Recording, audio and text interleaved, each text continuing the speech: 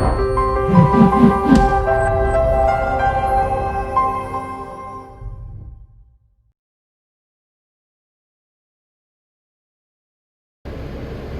real estate nerds, this is Alex Yoder with Pro Tip Tuesday, my favorite day of the week. And today I'd like to talk about this word, discrimination. I wanted to dispel two specific myths around this word discrimination.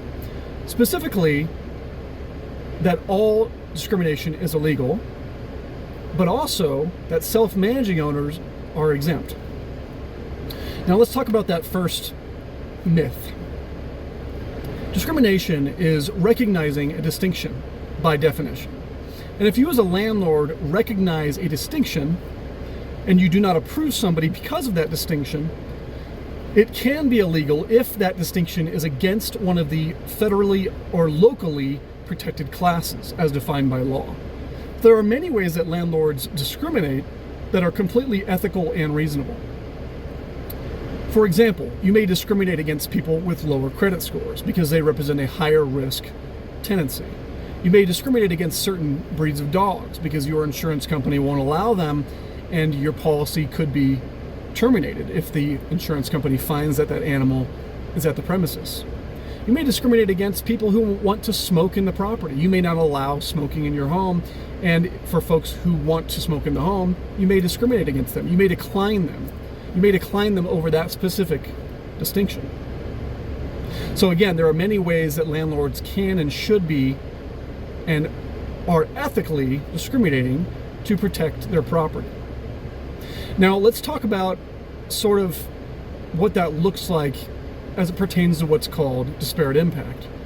You as landlords need to not only understand the local, state, and federal protected classes, again, as defined by law, but you need to understand what disparate impact means.